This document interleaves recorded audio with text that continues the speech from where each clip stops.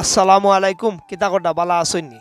আজকে একটা ছোট্ট ব্লগ লই আপনারা কাছে আইলাম। এই ব্লগটা দেখবা, অবশ্যই আপনারা কাছে ব্লগটা ভালো লাগবো। ও ছোট বাচ্চা ইন্তরিতা দেখিয়া নিজের শৈশবর কথা মনে হইল। আসলে আমরাও হুরু থাকতে বহুত জাতর নাম দিবিষে খেলার মাঝে ব্যস্ত থাকতাম।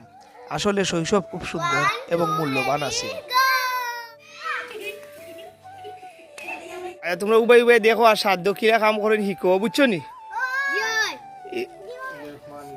আজকের ব্লগ হইল গিয়া ইউটিউবও দেখলাম আমি যে অনেক মানুষে বস্তাবন্দি করিয়া আদারে রোপণ করুন।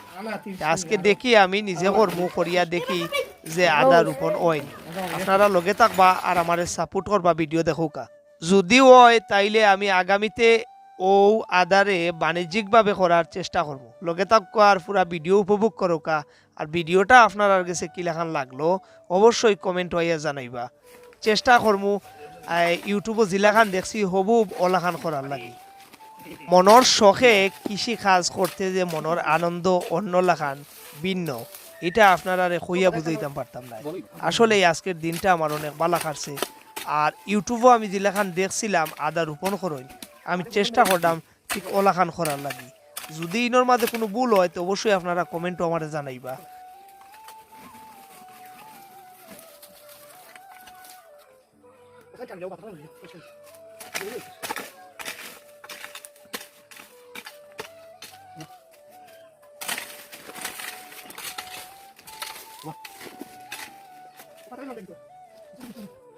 আসলেই মাটির শরীর, মাটির মানুষ, মাটির লগে মিশিয়া থাকতে আমার খুবই ভালো লাগছে। আর আজকের দিনটাও আমার খুব ভালো লাগেছে। আপনারা লগে থাকুকা আর আমার পুরা ব্লগটা উপভোগ করুকা, দেখবা আপনারা আরো ভালো লাগে। আপনারা সবে আমার লাগি দোয়া করবা। আমি আল্লাহর উপরে ভরসা রাখিয়া আদা রোপণ করলাম। ইনশাআল্লাহ আল্লাহ নিরাশ করতে নাই। যদি এখান থেকে বালা ফলাফল পাই, আগামীতে এটা বাণিজ্যিক আকারে আমি করার চেষ্টা করব। দোয়া করবা, আমিও আপনারা লাগি দোয়া করব। সব থেকে বড় কথা হইল গিয়ে আমার লগে আমার মামুগর ভাই আমার সাথদের।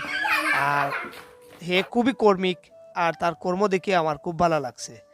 আর আশা করি আপনারারও ভিডিওটা দেখিয়ে খুব ভালো লাগবো।